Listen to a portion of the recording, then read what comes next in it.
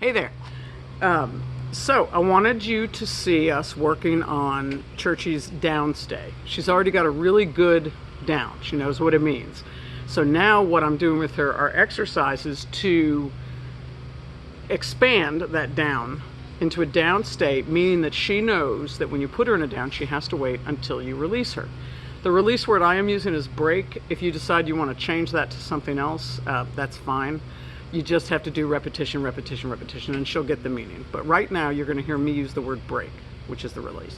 So here's what you'll see me do. First of all, when you practice this with her, and you need to practice this every day, 5 minutes, twice a day maybe, but when you practice this with her, you will always put a leash on, and you're going to see why in a second. I tell her down. You will notice I do not reward her. I will say good or yes or something like that, but I'm not giving her a reward. The reason I'm not giving her a reward is because she already understands that command. You have trained her to understand it.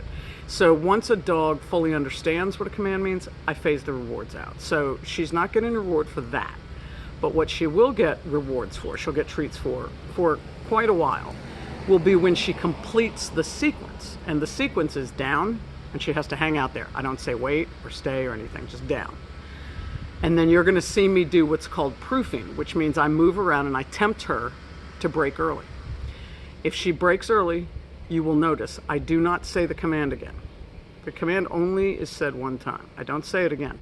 I just use the leash to reinforce what I wanted her to do. And you'll see it's not a correction, it's not a yank, it's a gradual, I step on it, and it's a gradual pulling. It puts pressure on the back of her neck to say to her, remember, this is what I want you to do. So again, down, and then I start proofing. I walk around her, I might step over her. I try to do things that will tempt her to spring up early. That develops impulse control. If she springs up early, I just quietly put her back in the down and go back to proofing. Then I'm going to use the leash when I say break to give her a tug to show her. Break means we go. Break means we come out of it. She won't need the leash for that long, but after she breaks, I reward her. So she's getting a treat after she does a down, holds it, and then breaks. Sequence command. So when we're proofing, we really are trying to get a measure of how long can she hold it. And if she breaks early, that informs us, okay, she can hold it a little less than I thought she could. And we just keep building up longer and longer each time. And you will see also that I start doing things like dropping the leash, walking further. I might step out of camera. So, all right, here we go. Let me get my camera adjusted to the baby. And let's see. You ready, girly girl? Here she is. There she is. Okay. So notice I have her on a leash. It happens to be a slip lead.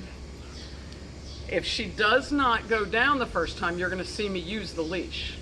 But also notice that I pause. I'm not in a hurry for this stuff. So, Churchie, down. Yes. Now, she's in down. I am going to step on the lead in a way that gives her plenty of room. It's not tight on her neck, but if she starts to stand up, it will stop her. So I'm going to hold my foot here for a second. Notice there you go, she just self-corrected because I was stepping on the lead.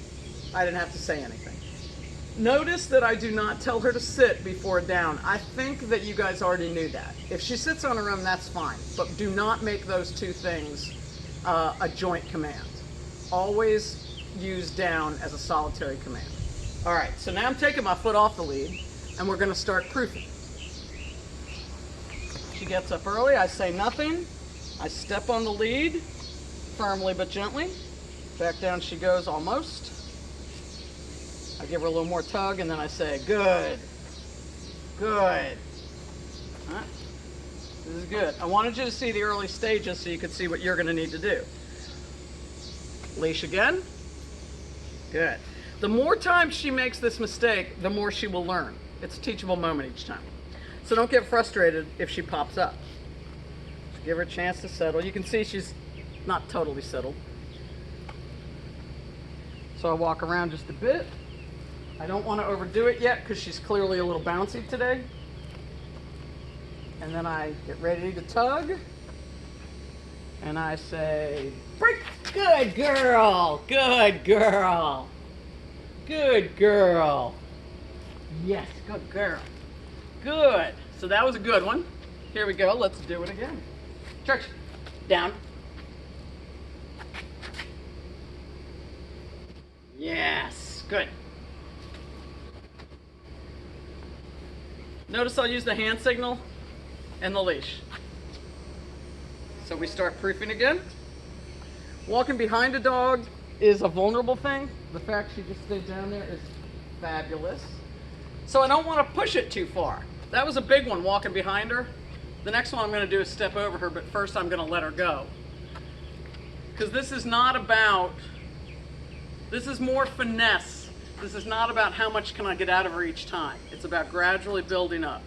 Break! Good girl! Good girl. Yes.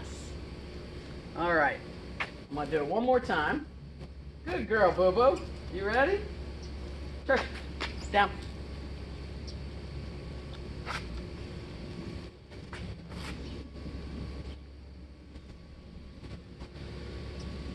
She's looking at the dogs in the yard.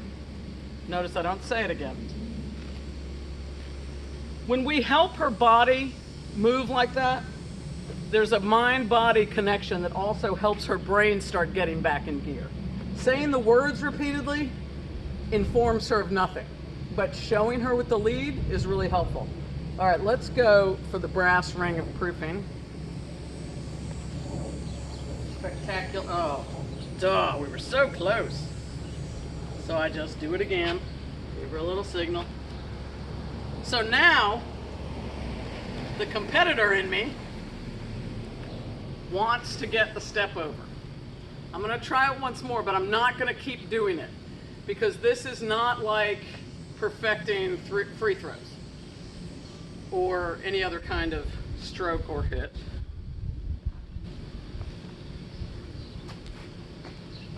Good girl!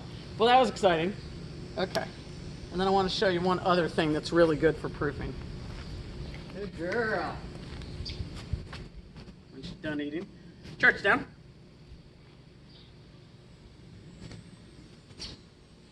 Notice how I wait, even though she's distracted.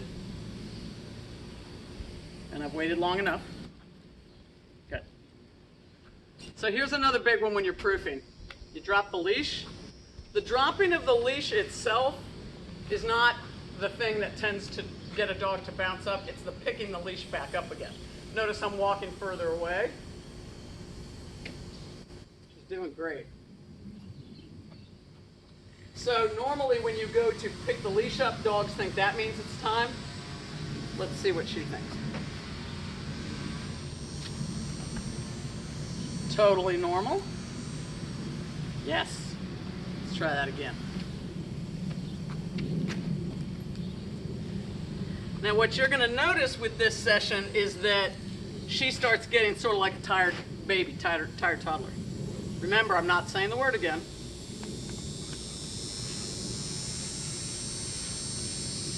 Good. Good. I can affirm her, but I'm not treating her. See that position she's in? That tells me she's had just about enough. And she's distracted because our dogs are in the yard.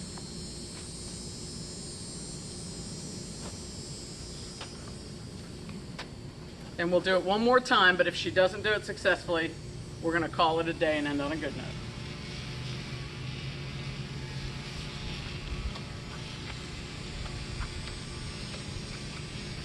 Distance.